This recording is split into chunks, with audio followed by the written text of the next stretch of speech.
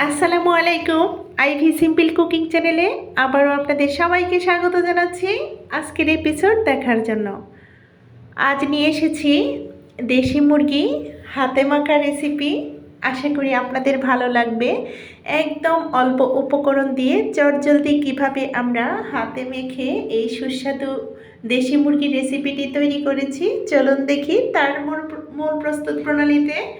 এই যে দেখতে পাচ্ছেন আমার কিছু মুরগি আছে, সেখান থেকে মোরগের পরিমাণটা বেশি ছিল, খুব ঝগড়াঝাটি করছিল, এখান থেকে একটা নিয়ে নিলাম। আমার মুরগিগুলো একটু উপভোগ করুন, সবাই মাশাআল্লাহ বলে দিবেন, আমার খুবই শখের।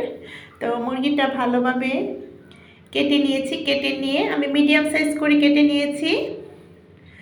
এটা 1 কেজির চাইতে কিছুটা বেশি হবে।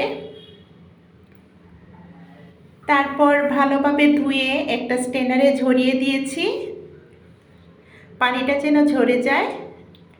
তারপর যেই পাত্রে রান্না করব সেই পাত্রে ধুয়ে পানি ঝরিয়ে নেওয়া সমস্ত মুরগির গোশতটুকু ঢেলে দিয়েছি। এরপর 1 কাপ পরিমাণ পেঁয়াজ কুচি, 1 টেবিল চামচ পরিমাণ আদার পেস্ট, 1 টেবিল চামচ পরিমাণ রসুন পেস্ট, 1 টেবিল চামচ পরিমাণ গরম মশলার পেস্ট, আর 1/2 টেবিল চামচ পরিমাণ দিয়েছি হলুদ গুঁড়ো, 1/2 টেবিল চামচ পরিমাণ ধনিয়া গুঁড়ো, 1 টেবিল চামচ পরিমাণ দিয়েছি লাল মরিচের গুঁড়ো, 1/2 টেবিল চামচ পরিমাণ দিয়েছি জিরা গুঁড়ো। মরিচটা আমরা আমাদের পছন্দ মতো ব্যবহার করতে পারি। তারপর স্বাদ মতো লবণ দিয়েছি। এখানে 3 টেবিল চামচ পরিমাণ দিয়ে দিলাম রেগুলার সয়াবিন তেল, দিয়ে হাতের সাহায্যে বেশ ভালোভাবে মেখে নিচ্ছি। এই মাখানোর কাজটা কিন্তু খুব সাবধানতা অবলম্বন করতে হবে, ওই হাড়টার যেন হাতে লেগে না যায়। আর চেষ্টা করব আমরা একটু সময় নিয়ে মাখানোর কাজটা করতে। প্রতিটা চিকেনের ভেতরে যেন মশলাগুলো ভালোভাবে ঢোকে সেভাবে আমরা একটু কচলিয়ে এটা মেখে নেব। মেখে নেওয়ার পর আমি এখানে দিয়ে দিলাম 250 গ্রামের মতো হবে আলু। আপনারা চাইলে সেদ্ধ করেও দিতে পারেন, আমি কেটে দিয়ে দিয়েছি খোসাটা ছাড়িয়ে। মিডিয়াম সাইজ করে ডুমো ডুমো করে কেটে দিয়ে ভালোভাবে মেখে নিয়েছি।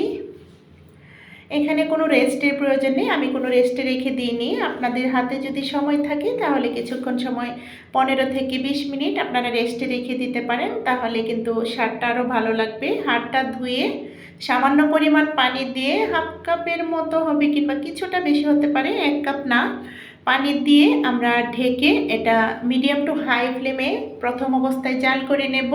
আর আমি তেজপাতাটা দিতে ভুলে গিয়েছিলাম, এখানে 2টো তেজপাতা ছিঁড়ে দিয়ে দিয়েছি। জাল দেওয়ার 5 মিনিট পর আমি ঢাকনাটা সরিয়ে একটু নাড়াচাড়া করে নিচ্ছি। উলটপালট করে দিতে হবে, চিকেনটা ভালোভাবে উলটপালট করে দিয়ে আবারও ঢেকে দিয়েছি। তো এর মধ্যে কিন্তু আমি 10 মিনিটের মতো কষিয়ে নিয়েছি। 10 মিনিট পর দেখতে পাচ্ছেন এখন আবারও ঢাকনাটা সরিয়ে পানি দিয়ে দিয়েছি। আমরা কতটুকু ঝোল ব্যবহার করব সেটা পরিমাপটা বুঝে কিন্তু আমরা পানিটা ইউজ করব। তো আমারটা দেখেই বুঝতে পারছেন, একটু ডুবো ডুবো করে গরম পানি দিয়ে দিয়েছি। অবশ্যই এখানে গরম পানি দিতে হবে।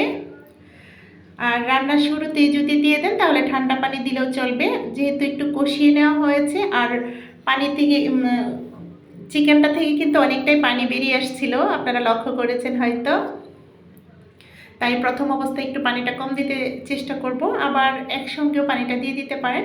তো আমি কিন্তু চুলার আগুন কমাইনি, মিডিয়াম টু হাই ফ্লেমে আমি জাল করে নিচ্ছি।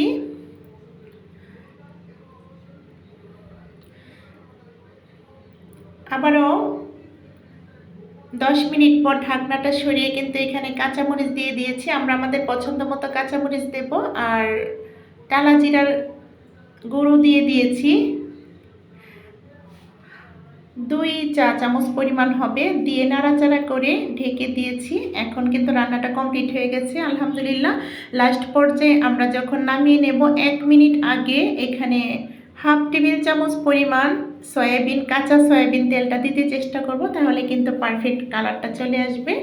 আর এটা ব্রয়লার মুরগি রান্না করুন আর দেশি মুরগি রান্না করুন, এর স্বাদটা কিন্তু একদম গরুর গোশতের মতো লাগবে, আমি কথা দিচ্ছি। এটা কিন্তু একদম গোপনীয় টিপস, এটা আমার মুরব্বিদের কাছ থেকেই শেখা, আমার আপুর শাশুড়ির কাছ থেকে শিখেছি জিনিসটা। আসলে এতটা ভালো লাগে, খুব সুন্দর একটা টিপস। দেখুন কালারটা কিন্তু চেঞ্জ হয়ে আসছে।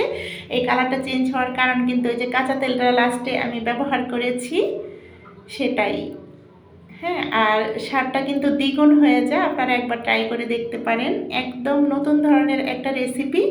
এই আমি যে টিপসটা দিয়েছি অনেক পুরনো, কিন্তু আপনাদের কাছে কিন্তু নতুন হতে পারে, আমি কারো কাছে দেখিনি, এই প্রথম কিন্তু ইউটিউবে আমার মনে হয় না কেউ এরকম টিপস দিয়েছে আপনাদেরকে। আশা করি রেসিপিটি আপনাদের ভালো লেগেছে। যদি ভালো লাগে আমার মতো করে একবার হলো ট্রাই করে দেখতে পারেন, তারপর আমাকে কমেন্টে বলে যাবেন যে রেসিপিটা কি ভালো ছিল না মন্দ ছিল। এখন আমি একটা সার্ভিং ডিশে সার্ভ করে দেখিয়ে দিচ্ছি। এই ধরনের সহজ বাঙালিয়ানা রেসিপি পেতে চাইলে অবশ্যই লাইক, কমেন্ট, শেয়ার করবেন, চ্যানেলটাকে সাবস্ক্রাইব করবেন। সবার সুস্বাস্থ্য কামনা করছি। আগামী ভিডিও দেখার আমন্ত্রণ রেখে আজকের মতো এখানেই। আল্লাহ হাফেজ। আসসালামু আলাইকুম।